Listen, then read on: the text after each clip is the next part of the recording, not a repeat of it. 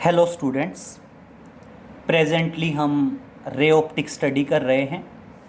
Next chapter कह सकते हैं, टॉपिक कह सकते हैं, that is dispersion of light. Clear? तो स्टार्टिंग कर रहे हैं, नेक्स्ट चैप्टर है और चैप्टर का नाम है that is dispersion of light. That is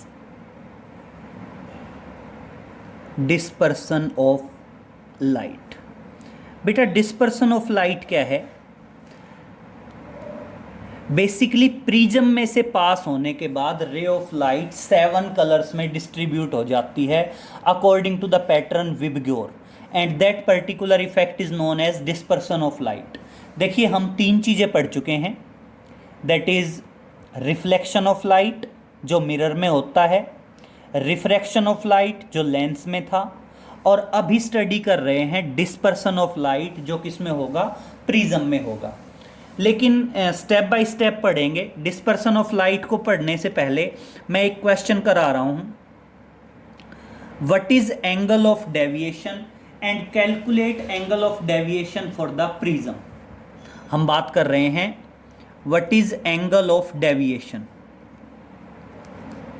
that is angle of deviation. तो देखिए एंगल ऑफ डेविएशन हमने पढ़ना है, तो सबसे पहले हम एंगल ऑफ डेविएशन को डिफाइन करेंगे। एंगल ऑफ डेविएशन क्या बताएंगे? प्रिज्म में से पास होने के बाद रे ऑफ लाइट जिस एंगल से डाइवर्ट हो जाती है, that particular angle is known as the angle of deviation. तो एंगल ऑफ डेविएशन क्या बताओगे? The angle with which ray of light bend या with which ray of light turn after passing through the prism is known as the angle of deviation. Clear? Generally इसको del से denote करते हैं। Angle of deviation जो है उसको किस से डिनोट कर देते हैं? डेल से डिनोट कर देते हैं। तो एंगल ऑफ डेविएशन क्या बताओगे? The angle with which ray of light turn, with which the ray of light turn after passing through the prism, after passing through the prism। Clear? Prism में से pass होने के बाद ray of light जिस angle से divert होगी बेटा, उस एंगल को क्या कहा जाता है? That is known as the angle of prism. उसको क्या बताया जाता है? एंगल ऑफ प्रिज्म बताया जा सॉरी एंगल ऑफ डेविएशन बताया जाता है। The angle with which ray of light bend after passing through the prism is known as angle of deviation. इस टॉपिक को समझने के लिए सबसे इंपॉर्टेंट है रे डायग्राम ऑफ द प्रिज्म। तो देखिए मैं थोड़ा सा बड़ा डायग्राम बना रहा हूं ताकि क्लियर हो जाए। देखिए ये मान लीजिए आपका है prism, this is the prism, और ये मान लीजिए आपका एंगल ऑफ प्रिज्म है A, this is the angle of prism A, ABC is the prism and angle A is the angle of prism. शुरुआत करते हैं। मान लीजिए यहां से आपकी रे ऑफ लाइट आई और यहां इंसिडेंट हुई, हो गई इंसिडेंट। अब बेटा प्रिज्म में एंटर करेगी तो रिफ्रैक्शन होगा और rare to denser bends towards the normal.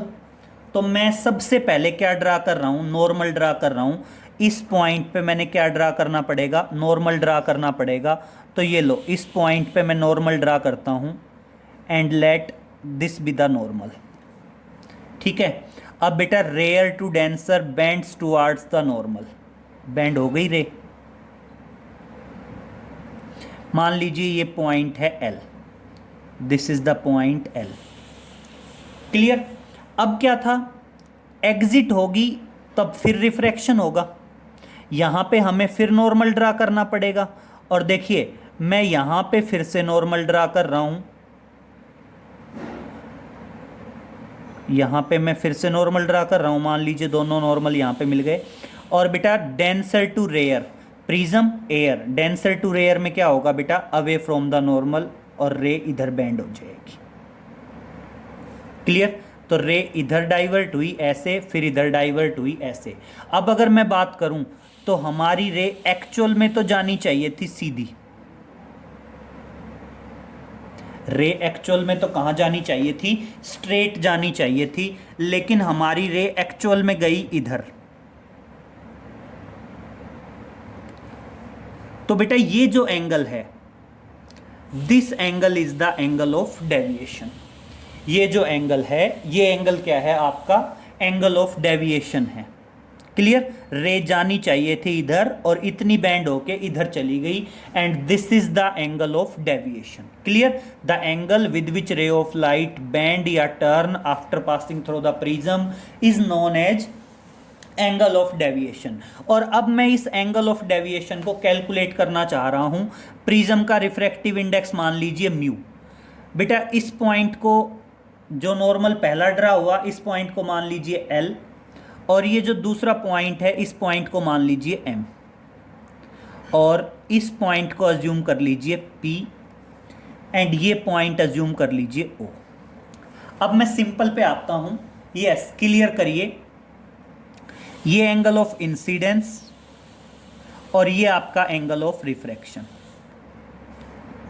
ये एंगल ऑफ इंसिडेंस और ये आपका एंगल ऑफ रिफ्रैक्शन कह दीजिए या एंगल ऑफ इमर्जेंस कह दीजिए।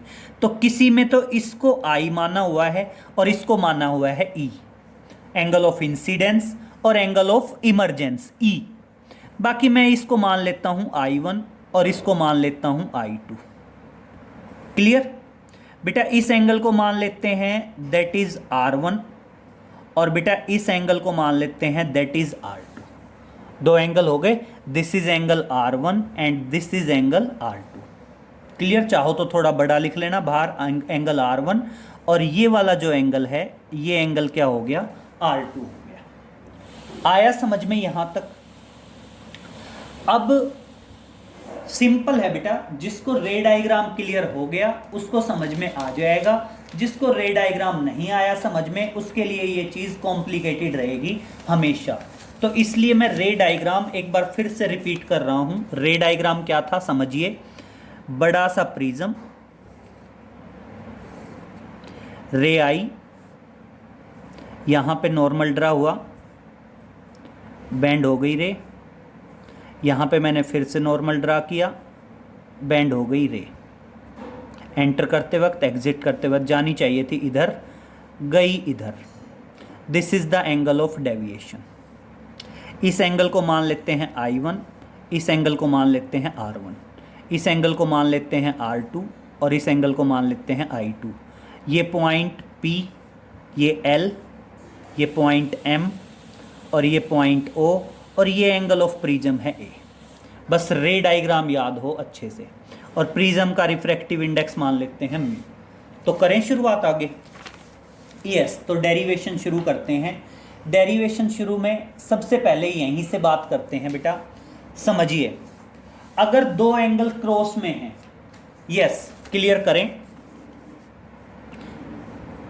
अगर ये एंगल क्रॉस में है तो ये एंगल और ये एंगल बराबर होगा। अब समझें, अगर ये एंगल I1 है तो ये एंगल भी I1 है। मैं यहाँ बीच में कोई लाइन लगा के ये एंगल R1 बता देता हूँ, तो ये ऊपर वाला एंगल कितना बचा, I1 माइनस R1 बचा। भाई क्रॉस था ये एंगल I1, तो ये कंप्लीट एंगल भी I1, इसमें से नीचे वाला R1 बता दिया, तो ऊपर वाला कितना बचा, I1 माइनस R1। तो इसलिए ये एंगल तो हो गया I1 माइनस R1, और ये एंगल हो गया I2 माइनस R2। क्लियर? और ये सबको पता होगा कि किसी भी ट्राइंगल में ये एंगल 1, ये 2, ये 3 और ये 4, तो ये जो आउटसाइड वाला जो एंगल होता है ये अंदर वाले दोनों एंगल्स के सम के बराबर होता है। तो ये जो एंगल डेल है, अगर मैं ये ट्राइंगल लूँ PLM, ये जो एंगल डेल है ये अंदर वाले दोनों एंगल्स के सम के बराबर होगा। तो देखना क्या बताओगे, from triangle PLM, from triangle P L M. Triangle P L M से क्या आया, जो डेल एंगल है, ये जो आउटसाइड वाला एंगल है, ये अंदर वाले दोनों एंगल्स के सम के बराबर होगा, इसके और इसके। ये एंगल पी एल एम और ये पी एम एल, तो एंगल पी एल एम ये वाला एंगल और पी एम एल।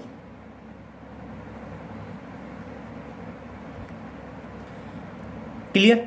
और वैसे भी अभी अभी बताया है, ये एंगल I1 तो ये कंप्लीट I1, नीचे R1 है, तो ये ऊपर वाला कितना बचा, ऊपर वाला बचा I1 माइनस R1, ये I2 तो ये कंप्लीट I2, ये R2 है, तो ये एंगल कितना बचा I2 minus R2, I2 minus R2। तो देखना डेल एंगल किसके बराबर आ गया, I1 plus I2, minus common ले लेते हैं तो R1 प्लस R2।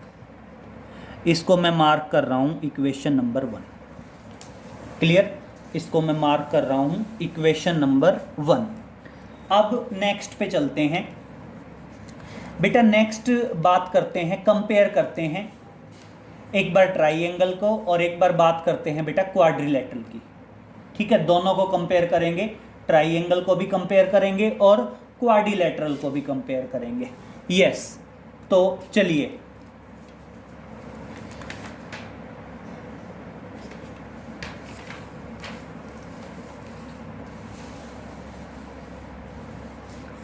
अब हम बात करते हैं ट्राइंगल ओ एल एम। तो देखिए आगे चल रहे हैं, from triangle L O L M O या ओ एम एल, जो भी आप कहना चाहो, O M L. Triangle O M L से क्या आया, ट्राइंगल के तीनों एंगल्स का सम 180। तो देखना R1 plus R2 plus angle O, angle O plus R1 plus R2 that is equal to 180। और इसको मार्क करेंगे इक्वेशन नंबर 2। क्लियर। और अब ले लेंगे क्वाड्रिलेटरल। अब क्या ले लेंगे, मान लीजिए हम लेते हैं क्वाड्रिलेटरल, कौन सी, कंप्लीट, ALOM। तो देखिए बात करते हैं फ्रॉम क्वाड्रिलेटरल ALOM।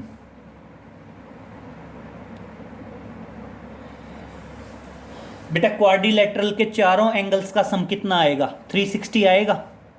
अब समझिए बेटा 360 आने वाला है, तो बेटा देखिए ये एंगल नॉर्मल है, ये हमने नॉर्मल ड्रा किया था, इसलिए ये कंप्लीट एंगल 90, ये नॉर्मल ड्रा किया था, ये कंप्लीट एंगल 90, इन दोनों का सम 180। तो ऑटोमेटिक इन दोनों एंगल्स का सम भी क्या बचा, 180 बचा, क्योंकि इसका इसका इसका इसका चारों एंगल्स का सम 360। ये नॉर्मल है, ये 90, ये नॉर्मल है, ये 90, 90 90 180। तो इन दोनों का सम भी क्या बचा, 180 बचा।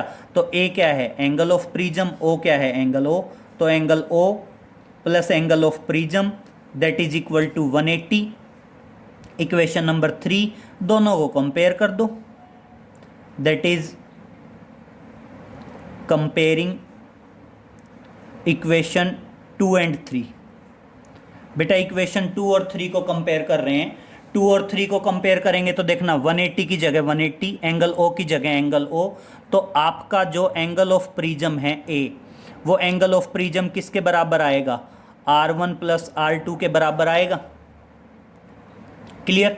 और R1 प्लस R2 के बराबर आ गया, तो ये आ गई आपकी इक्वेशन नंबर 4। ये आपकी क्या आ गई, इक्वेशन नंबर 4 आ गई। और अब इसको हम वैल्यू को पुटअप करते हैं इक्वेशन 1 में। तो देखिए क्या करेंगे, put this value in equation 1। Value को इक्वेशन 1 में पुटअप करो, यस करो जरा पुटअप। तो देखना डेल किसके बराबर आएगा, I1 प्लस I2 माइनस ए, और ये आ गया आपका एंगल ऑफ डेविएशन। ये क्या आ गया आपका, एंगल ऑफ डेविएशन आ गया। और इसको अज्यूम कर लीजिए आप इक्वेशन नंबर 5। क्लियर? तो ये एक रिजल्ट है। यहाँ पे डेल क्या है? एंगल ऑफ डेविएशन है। I1 क्या है? Angle of incidence. I2 क्या है? Angle of emergence. और A क्या है आपका? A है आपका एंगल ऑफ प्रिज्म। क्लियर? अब हम इसको और फर्दर सोल्व करना चाहते हैं। और फर्दर सोल्व करना चाहते हैं तो I1 I2 की वैल्यू निकालते हैं।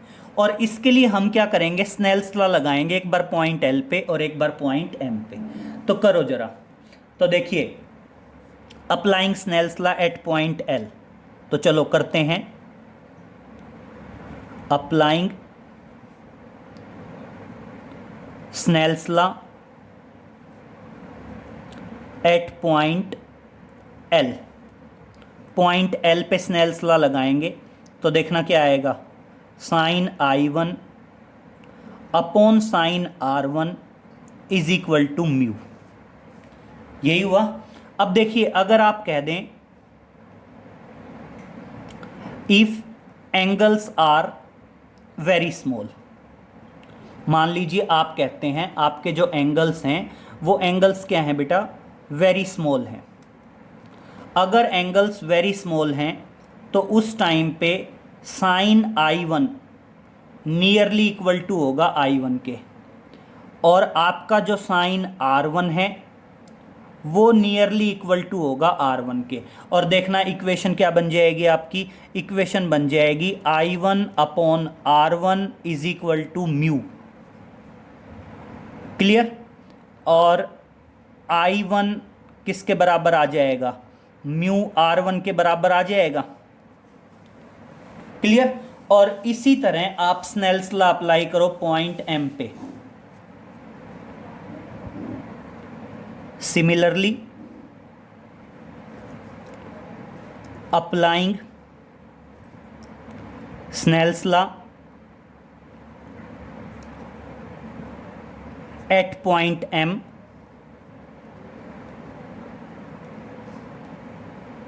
वी गेट, और हमें क्या मिलेगा? I2 is equal to mu R2। आपका I2 किसके बराबर आ जाएगा? म्यू R2 के बराबर आ जाएगा। क्लियर? और अब देखिए, I1 की और I2 की दोनों की वैल्यू इक्वेशन 5 में रखते हैं। Put these values in equation 5। Put these values in equation 5, we get, हमें क्या मिलेगा? Del is equal to I1 की जगह म्यू R1, I2 की जगह म्यू R2, माइनस A है ही। तो देखिए, मैं यहाँ से म्यू कॉमन लेता हूँ। म्यू कॉमन लेते ही क्या आया? R1 plus R2 minus A आया। अब देखिए, R1 plus R2 already A के बराबर है, तो डेल किसके बराबर आ गया? म्यू A माइनस A, और A अगर कॉमन ले लें तो क्या आ जाएगा? Mu minus 1 into A। तो ये इस तरह से क्या आ गया? आपका एंगल ऑफ डेविएशन का सेकंड रिजल्ट हो गया कि एंगल ऑफ डेविएशन किस पे डिपेंड करेगा? Refractive index of the prism and angle of prism, that is result of angle of deviation.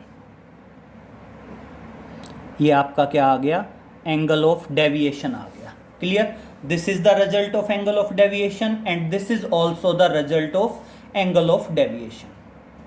Clear? Next बात करते हैं बेटा हम प्रिज्म फॉर्मूला। नेक्स्ट बात करते हैं किसकी? प्रिज्म फॉर्मूला की। तो देखिए, जब हम प्रिज्म फॉर्मूला ड्राइव करेंगे ना, तो प्रिज्म फॉर्मूला को ड्राइव करने के लिए भी हम इक्वेशन नंबर 5 तक तो सेम तरीके से प्रोसेस करेंगे। इक्वेशन नंबर 5 तक तो हमने क्या आना पड़ेगा? सेम प्रोसेस से आना पड़ेगा।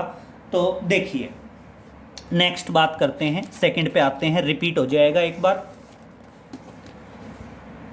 नेक्स्ट है आपका what do you mean by the prism and drive the expression for prism formula. Prism क्या है वो बता दीजिए, और उसके बाद आप क्या बता दीजिए, प्रिज्म फॉर्मूला बता दीजिए।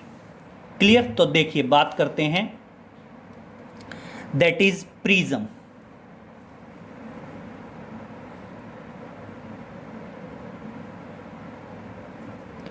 बेटा प्रिज्म कुछ नहीं है, जस्ट एक रिफ्रैक्टिंग मीडियम है, bounded by two inclined plane surfaces and the angle between them is known as the refracting angle या एंगल ऑफ प्रिज्म। तो देखिए प्रिज्म क्या बताएंगे, prism is a refracting medium. सबसे पहले क्या बताएंगे, प्रिज्म क्या है, it is a refracting medium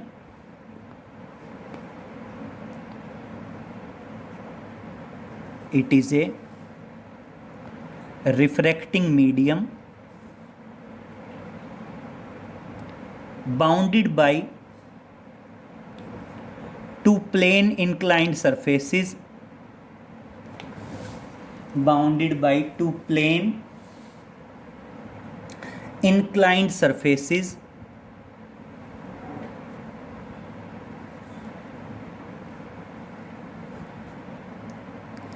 and angle between them is known as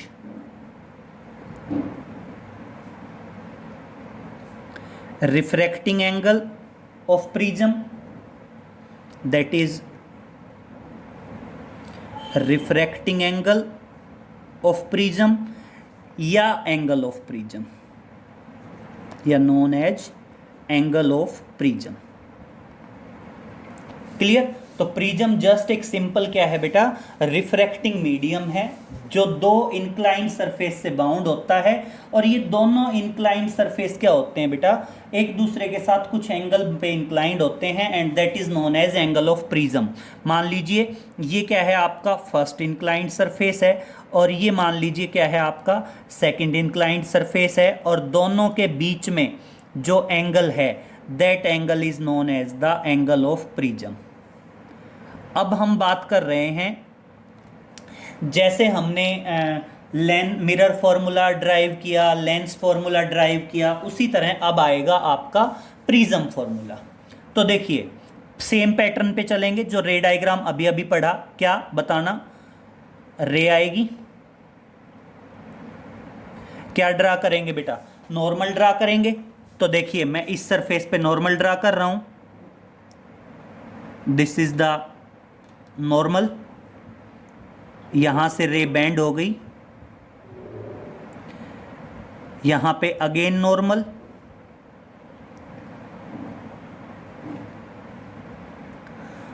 दोनों नॉर्मल मान लीजिए कहां पे मिले, पॉइंट ओ पे मिले, और रे बेंड हो गई। अब रे जानी चाहिए थी स्ट्रेट, बेंड हुई इधर, and this is known as angle of deviation, जिसको हम क्या बोलते हैं, डेल बोलते हैं। ये एंगल I1, ये एंगल I2, ये एंगल R1, ये एंगल R2, इस पॉइंट को L, इस पॉइंट को M, ये O है, और इस पॉइंट को बोलते हैं P। क्लियर? अभी अभी पढ़ा हमने ये सब कुछ एंगल ऑफ डेविएशन में, सेम तरीके से चलेंगे, मैं कैरिड आउट कर रहा हूँ, आप देखते जाएंगे, रिपीट करते जाएंगे। हमने सबसे पहले क्या लिखा था, now from triangle PLM, triangle PLM से आए थे, जो एंगल डेल था, वो एंगल डेल किसके बराबर था, PLM प्लस एंगल PML। ये हमने अभी अभी I1 माइनस R1 था, और ये हमारा था I2 minus R2।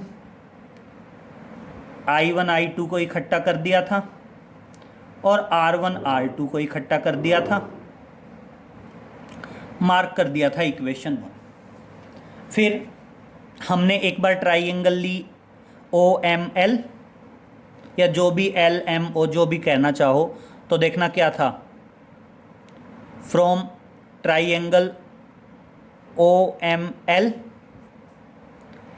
Angle O plus R1 plus R2 that is equal to 180। और ये क्या थी हमारी इक्वेशन नंबर 2। फिर from quadrilateral ALOM angle O plus A that is equal to 180।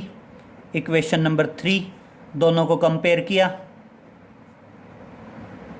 Comparing equation 2 and 3, 2 और 3 को कंपेयर किया तो देखना बेटा 180 की जगह 180, O की जगह O, तो A किसके बराबर आ गया, A हमारा बराबर आ गया था R1 प्लस R2, और ये क्या आ गई थी आपकी इक्वेशन नंबर 4। और अब हम इक्वेशन नंबर 4 को क्या करेंगे, 1 में करेंगे। Put this value in equation 1, put this value in equation 1। तो देखना डेल किसके बराबर आया, डेल बराबर आ गया I1 plus I2 minus A, and this is the equation number 5।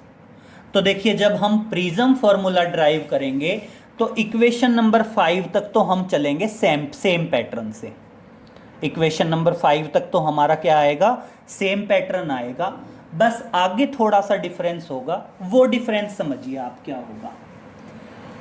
अब समझिए, अगर बेटा प्रिज्म थिन हुआ तो आपका एंगल ऑफ डेविएशन मिनिमम हो सकता है जब I1 I2 के बराबर हो और R1 R2 के बराबर हो। तो देखो हम क्या बता रहे हैं, angle of deviation will be minimum when I1 is equal to I2 and R1 is equal to R2। तो देखिए क्या बताएंगे, नाउ angle of deviation,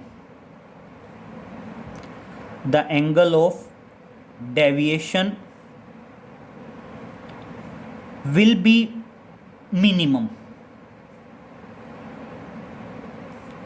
मतलब जो डेल है वो डेल मिनिमम के बराबर होगा, एंगल ऑफ मिनिमम डेविएशन के बराबर होगा। कब होगा, when R1 is equal to R2, जब आपका R1 किसके बराबर आएगा, R2 के बराबर आएगा। और R1 R2 के बराबर आ गया मतलब दोनों को R मान लें, R1 भी R के बराबर, R2 भी R के बराबर। तो देखना देयरफॉर इक्वेशन 4 बिकम्स, आपकी इक्वेशन 4 क्या बन जाएगी, ध्यान दीजिए, A R1 की जगह भी R, R2 की जगह भी R, तो क्या आ गया, A is equal to 2R। और इस तरह से R किसके बराबर आ गया, दैट इज A/2। R की वैल्यू आई। चलो सेम पॉइंट पे चलते हैं, क्या, now angle of deviation, now angle of deviation will be minimum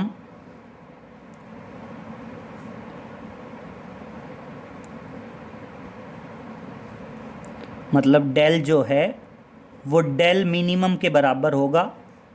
कब होगा, when I1 is equal to I2, और दोनों को I मान लें, मतलब पहले ही कंडीशन है लेंस थिन होगा और एंगल ऑफ डेविएशन मिनिमम होता है जब I1 I2 के बराबर हो और R1 R2 के बराबर हो। तो पहले मैंने R1 R2 को इक्वल करके R की वैल्यू निकाल दी, और अब देखना ये I1 I2 को इक्वल करेंगे इक्वेशन 5, तो देखना क्या आएगा, देयरफॉर इक्वेशन 5 बिकम्स, आपकी इक्वेशन 5 क्या बन जाएगी, इक्वेशन 5 पे देखिए डेल की जगह आएगा del minimum, that is equal to I plus I minus A, 2I, A इधर आएगा प्लस का, 2 डिवाइड में आएगा तो इस तरह से आई किसके बराबर आ गया, आई आ गया del minimum plus A divided by 2। ये किसकी वैल्यू आई, आपकी आई की वैल्यू आ गई। और अब क्या करना है बेटा, सिंपल सिंपल स्नेल्स लॉ लगाना है। According to Snell's law, according to Snell's law, mu is equal to sine I upon sine R, यही होता है। अब बेटा आई की वैल्यू हमारे पास है, आर की वैल्यू हमारे पास है, जस्ट आप क्या कर दीजिए, दोनों की वैल्यू रख दीजिए, आई की वैल्यू भी रख दीजिए और आर की वैल्यू भी रख दीजिए, और ऑटोमेटिक क्या आ जाएगा आपका, ऑटोमेटिक आ जाएगा प्रिज्म फॉर्मूला। तो देखना mu is equal to sine, I की वैल्यू रख रहा हूं, आई की वैल्यू क्या है, del minimum plus A upon 2 upon sine R, और साइन आर क्या है, दैट इज ए बाई 2, और यहां पे ए क्या है, ए है that is refractive index of the prism, sorry A क्या है, angle of prism, and mu क्या है, refractive index of the prism, और ये क्या है, this is the prism formula. ये क्या है आपका, प्रिज्म फॉर्मूला है। क्लियर। तो मेरी बात सुनो, यहां जो डेल है वो एंगल ऑफ डेविएशन है, लेकिन यहां जो डेल है वो एंगल ऑफ मिनिमम डेविएशन है। यहां पे जो डेल है वो क्या है आपका, एंगल ऑफ मिनिमम डेविएशन है। क्लियर।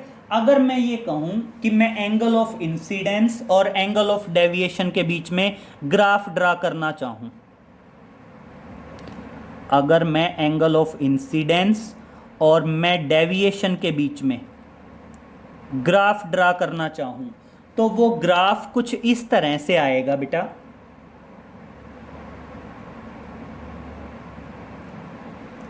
क्लियर। और ये जो पॉइंट है ये क्या है बेटा, ये आपका मिनिमम डेविएशन का पॉइंट है, और ये पॉइंट कहां पे होगा, ये पॉइंट होगा जब आपका I1 और I2 दोनों क्या होंगे, इक्वल। मतलब जब आपका एंगल ऑफ इंसिडेंस और एंगल ऑफ इमरजेंस दोनों क्या होंगे, इक्वल होंगे, उस टाइम पे आपका क्या रहेगा, उस टाइम पे आपका एंगल ऑफ मिनिमम डेविएशन रहेगा। क्लियर।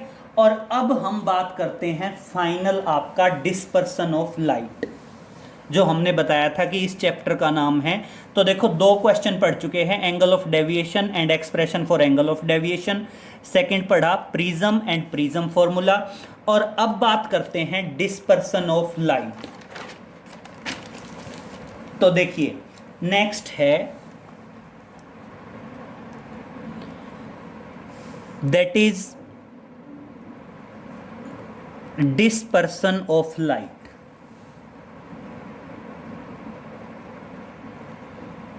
that is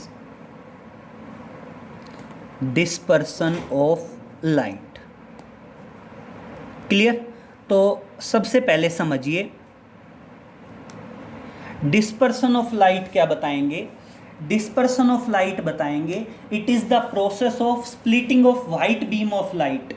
देखिए मान लीजिए ये प्रिज्म है,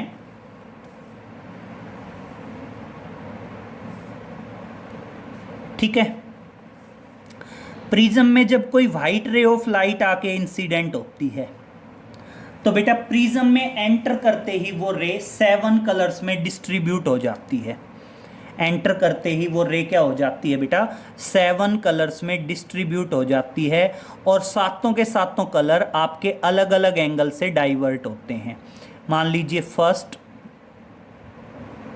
सेकंड, थर्ड, फोर्थ, ये मान लीजिए आपकी फिफ्थ, ये मान लीजिए आपकी सिक्स्थ, और ये मान लीजिए आपकी 7th। क्लियर।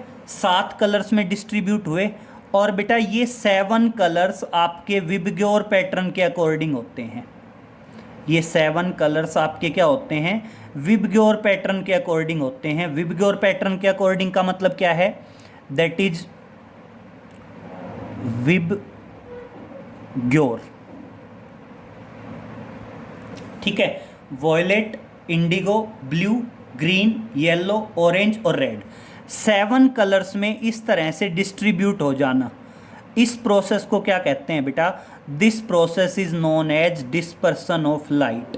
मतलब जब भी कोई वाइट रे ऑफ लाइट, ये क्या है, दैट इज वाइट रे of light, clear.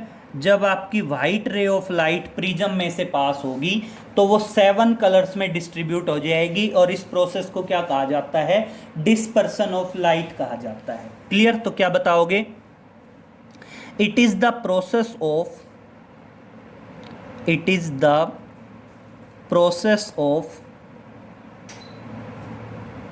splitting of white ray of light, process of splitting of white ray of light into its constituting colors, white ray of light into its constituent colors, into its constituent colors,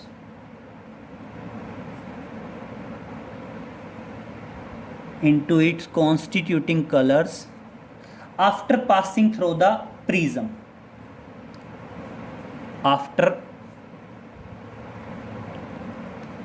passing through the prism, clear. Prism में से pass होने के बाद 7 colours में जो distribution है, उस distribution को ही हम क्या कहते हैं बेटा, उस डिस्ट्रीब्यूशन को ही हम कहते हैं डिस्पर्सन ऑफ लाइट। और बेटा ये जो 7 कलर का बैंड मिलता है, इसको क्या बोला जाता है, spectrum. This 7 colour band, this 7 colours band is known as spectrum, is known as spectrum. इसको हम क्या बोलते हैं, स्पेक्ट्रम बोलते हैं, clear, is known as spectrum. और यहां से एक बात क्लियर करिए बेटा, यहां से एक बात बिल्कुल बिल्कुल क्लियर है कि सबसे ज्यादा डेविएट कौन सी हुई। अगर मैं यहाँ पे एंगल ऑफ डेविएशन की बात करूँ तो मैं यहाँ पे रे स्ट्रेट जाएगी, सबसे ज़्यादा डेविएशन किसका होगा, सबसे ज़्यादा डेविएशन होगा वॉयलेट कलर का, विबग्योर पैटर्न है ना, तो इस तरह से एंगल ऑफ डेविएशन कम होता जाएगा, सबसे ज़्यादा वॉयलेट का, फिर डेविएशन इंडिगो का, फिर डेविएशन ब्लू का, ब्लू के बाद फिर डेविएशन किसका, ग्रीन का, ग्रीन के बाद डेविएशन येलो का, येलो के बाद डेविएशन ऑरेंज का, और सबसे कम डेविएशन किसका होएगा, रेड कलर का। तो ध्यान रखेंगे सबसे ज़्यादा एंगल ऑफ डेविएशन या सबसे ज़्यादा डेविएशन वॉयलेट कलर का होगा, और सबसे कम डेविएशन किसका होगा, रेड कलर का होगा। और देखिए आप अभी अभी हम पढ़ रहे थे कि हमारा डेल किसके बराबर है, μ-1 इंटू ए। अब बेटा एंगल ऑफ प्रिज्म तो सेम है, तो सिंपल सी बात है, जिसके लिए डेविएशन ज़्यादा है उसका रिफ्रैक्टिव इंडेक्स भी क्या रहा होगा, ज़्यादा रहा होगा।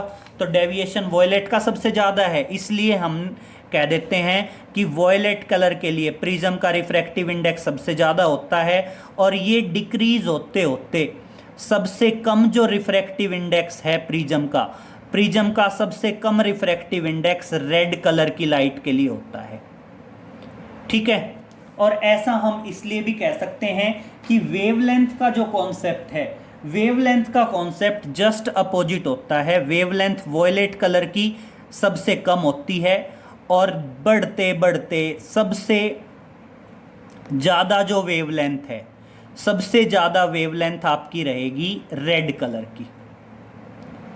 सबसे ज़्यादा जो वेवलेंथ है, सबसे ज़्यादा वेवलेंथ किसकी रहेगी, रेड कलर की रहेगी, क्लियर, ध्यान रहेगा। तो ये आया आपका that is dispersion of light. अब एक आता है बेटा एंगुलर डेविएशन। देखिए एक आता है आपका that is angular deviation.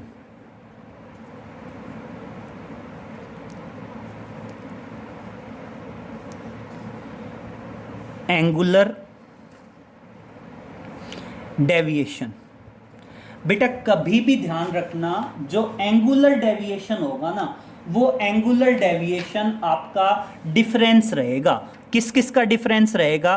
That is deviation of extreme colours. Extreme मतलब मैक्सिमम वॉयलेट का और मिनिमम किसका? रेड का।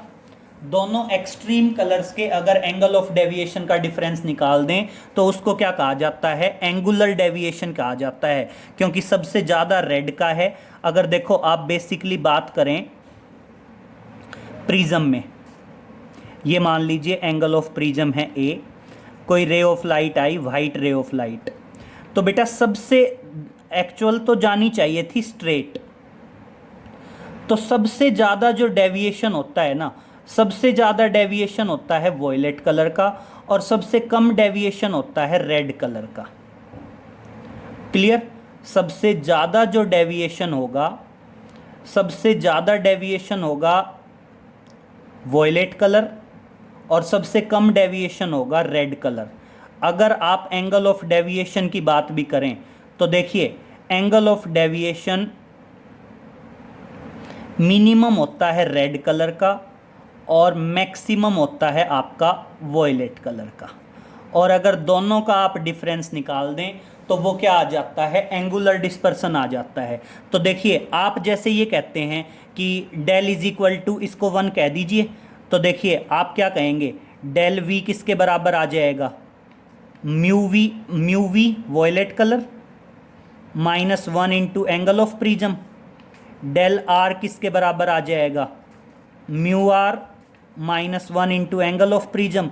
और देखिए देयरफॉर इक्वेशन 1 बिकम्स, और आपकी इक्वेशन 1 क्या बन जाएगी? जो आपका एंगुलर डिस्पर्सन है या एंगुलर डेविएशन है, आपका जो एंगुलर डेविएशन है वो एंगुलर डेविएशन किसके बराबर आ जाएगा? ए कॉमन आएगा तो क्या आ जाएगा? Mu V minus mu R into A. तो ये दोनों ही रिजल्ट सही हैं एंगुलर डेविएशन के, ये रिजल्ट भी सही है और आप चाहो तो ये रिजल्ट भी एंगुलर ऑफ डेविएशन का बिल्कुल ओके है। Clear? Both are angular deviation. और बेटा नेक्स्ट और लास्ट की बात कर रहे हैं, that is dispersive power. That is dispersive power. तो देखिए आप क्या बताएंगे? जो डिस्पर्सिव पावर होगी, डिस्पर्सिव पावर आपका रेशियो होगा किस किस का? Angular dispersion to the angular deviation, that is angular deviation, या उसको एंगुलर डेविएशन नहीं, एंगुलर डिस्पर्सन बोलते हैं। This is not the angular deviation, this is angular dispersion. तो क्या बताएंगे? एंगुलर डिस्पर्सन है ये, एंगुलर डिस्पर्सन। क्लियर? तो आप क्या बताएंगे? डिस्पर्सिव पावर क्या होगी? That is angular dispersion to the mean deviation, to the mean deviation. तो देखिए डिस्पर्सिव पावर को जनरली ओमेगा से बोलते हैं। एंगुलर डिस्पर्सन क्या होगा? Violet minus red. और बेटा मीन डेविएशन ध्यान रखना, मीन डेविएशन हमेशा हमेशा येलो कलर के लिए होता है, मीन डेविएशन। क्लियर? और आप अगर वैल्यू रखेंगे तो देखना क्या आ जाएगा? वॉयलेट माइनस रेड और अपॉन क्या आ जाएगा? Mu of yellow minus 1। तो ये क्या आ जाएगा? जो ध्यान रखना, जो मीन डेविएशन है, मीन डेविएशन आपका हमेशा येलो कलर के लिए होता है। This is the dispersive power. और ये ध्यान रखना, this is the angular dispersion, that is angular dispersion. Clear? हम फ्लो में डेविएशन बोल गए थे। This is the angular dispersion, not deviation. Clear?